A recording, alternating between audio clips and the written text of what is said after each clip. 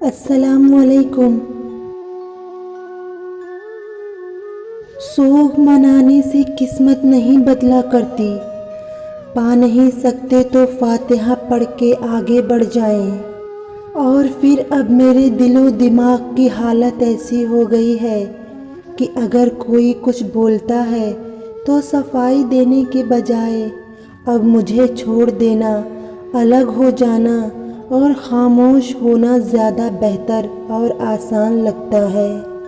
تعلیم جس کے اندر داخل ہوتی ہے اس کا اخلاق اچھا، لباس پورا اور آنکھوں میں حیا آ جاتی ہے، اور تعلیم جس کے اوپر سے گزر جائے تو اس کا اخلاق برا، لباس چھوٹا اور آنکھوں سے حیا ختم ہو جاتی ہے۔ عورت ماں نہیں بن سکتی سن کر مرد دوسری عورت سے شادی کرتا ہے۔ اگر یہی بات ایک مرد میں ہو کہ وہ باپ نہیں بن سکتا تو بھی عورت بے اولاد رہ لے گی لیکن اپنے شوہر کو نہیں چھوڑے گی۔ عورت ایک خوبصورت تحفہ ہے۔ اور پھر میں نے اس شخص کو آزاد کر دیا جس کے جانے سے میری جان جاتی تھی۔ آج مجھے پتہ چل گیا ہے کہ جب لڑکے کو پتہ چل جائے کہ اس کا چاہنے والا اس کے بغیر جی نہیں سکتا تو پھر وہ جینے نہیں دیتا۔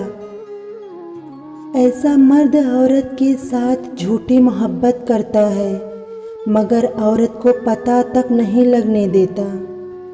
جو مرد عورت سے نکاح نہ کرنے کے بہانے بنائے۔ دنیا میں ایسا کوئی مرض یا غم نہیں ہے جس کی دوا تمہارے رب کے پاس نہ ہو۔ سو جب بھی خود کو مشکل میں پاؤ دعا کے لیے ہاتھ اٹھا لیا کرو، بے شک وہ بہترین کارساز ہے۔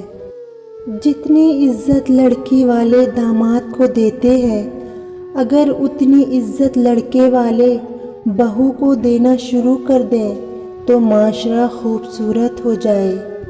جو پاکیزہ محبت کرتے ہیں وہ سب سے اول نکاح کی طلب رکھتے ہیں۔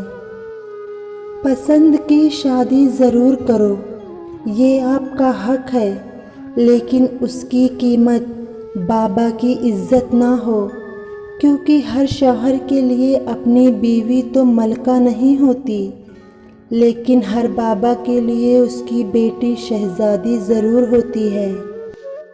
جاہل مرد عورت کے قابو میں نہیں آتا اور پڑھی لکھی عورت مرد کے قابو میں نہیں آتی۔ جدائی کی گھڑی تک محبت اپنی گہرائی سے ناواقف رہتی ہے۔